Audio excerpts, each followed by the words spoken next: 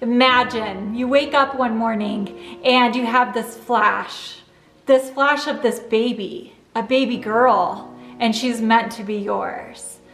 But for me, I couldn't. Aaron and I decided not to have any more biological children, and we had just closed our foster care license, and I didn't even know anybody who was pregnant. So how was this baby girl gonna get to me? This is exactly what happened. Let's forget the things we can't change, the tears and the shame. We've so much to gain if our hearts beat for the here and the now. We'll make it somehow. What do you say? Look up to the sky and see the light.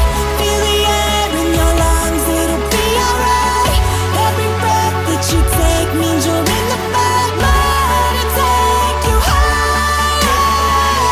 Imagine feeling so excited about this baby and telling your mom, your sister, your own husband, and then all of them feeling sorry for you and thinking that you're crazy. I could understand why all my loved ones thought I could be crazy, because I was actually doing a surrogacy pregnancy at the time, and I was pregnant with a girl.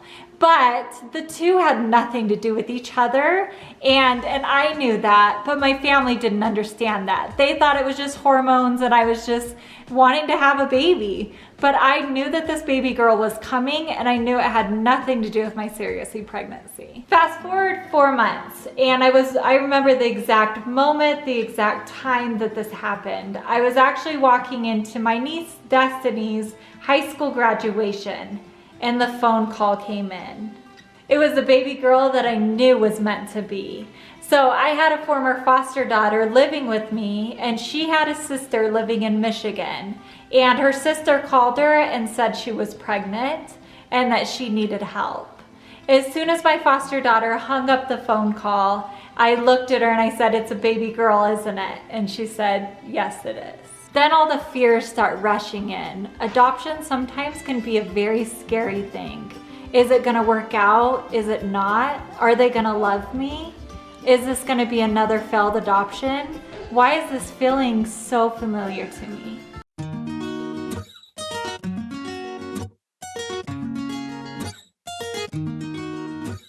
This is where things got a little bit difficult. So her biological mom is Jamie, and it was really hard because she has an intellectual disability, and it made it really hard for her to convey over the phone really important information. Like, when is her due date? How far along is she? Is the baby healthy? Is she getting the prenatal care that she needs? Is she taking prenatal vitamins? We had no idea.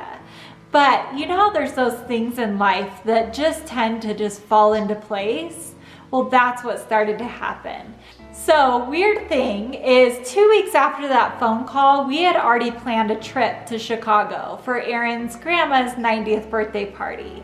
And when we looked it up, it was only a 4-hour drive away from Jamie. So we decided to go ahead and make the trip and see how things would work out from there. You know how when you're waiting for something amazing to happen and it takes forever? That's how those 2 weeks felt for me. But pretty soon we were flying to Chicago, and I was so excited to meet Jamie. I could hardly stand it. I was so excited. So once we got there, Aaron decided to stay at his brother's house with the kids while I drove to meet Jamie. We didn't understand the situation. We didn't know what was going on, and our main purpose of going to visit her was just to see what's going on and how we could help. So my former foster daughter and I drove to Michigan, Manistee, Michigan, where Jamie lived. And walking into the situation, I walked right up to Jamie, and I was so excited to meet her, and I gave her this hug. And that hug changed everything for me. I knew that not only was I meant to adopt Aurora, Jamie was meant to be a part of my life as well.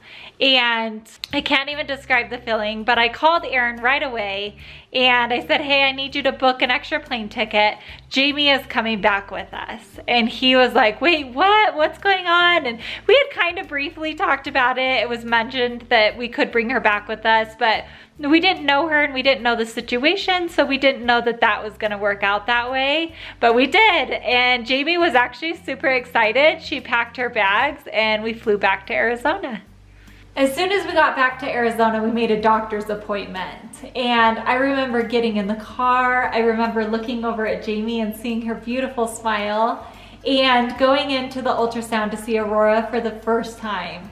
It was so exciting, and we got the best news in the entire world, and that was that she had the exact same due date as my surrogacy baby. So we were the same, like in all of our doctor's appointments, everything, we could do them same. We could do them together, and it was just such an amazing experience. Aurora ended up being born 4 weeks early. So she did have to be in the NICU. She was in the hospital for 2 weeks. And I remember like feeling so worried because I'm like, what if I go into labor? How am I gonna help with Aurora? Like, how is this all gonna play out in the long run?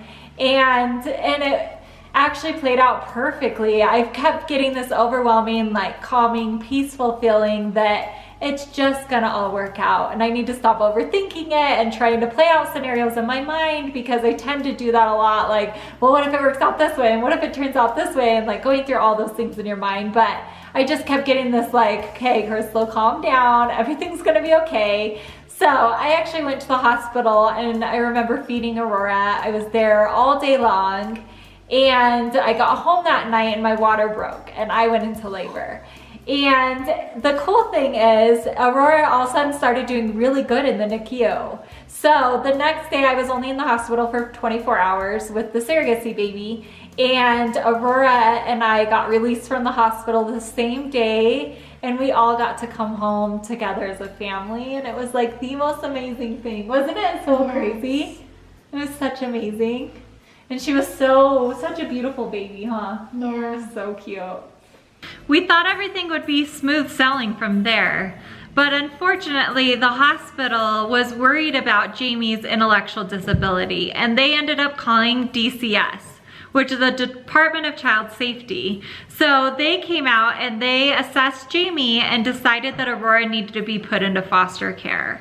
So at the time we were not licensed anymore to do foster care. However, with us being licensed in the past, we were able to convince DCS to place Aurora with us, and we would open back up our foster care license. So that is exactly what we did. And it took actually 1.5 years of paperwork and court dates and all of this other things going on. We had to convince the court that it was okay for Jamie to still stay with us, because we really, really felt that it was important to keep the two together. So 1.5 years later, we finally got to adopt Aurora, and it was the best day ever. It was so special, and I love that Aurora will grow up knowing that I knew she was coming before she even came. And not only that, but she gets to grow up in a huge family that loves her so much, and she grows up with 2 moms that adore her and cherish every second with her. Oh, you want me to pay attention to you? Not the TV? Ready? Okay, come here. Oh, God, Aurora. Hi.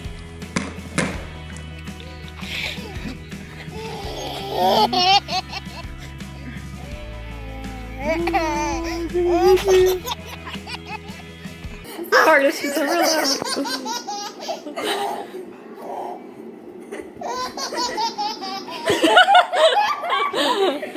She thinks you're funny. Does it look like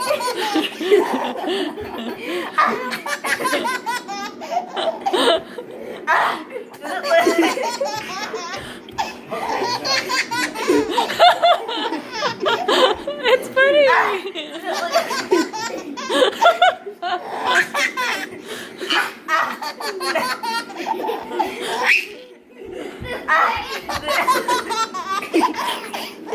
I can't believe she's actually laughing.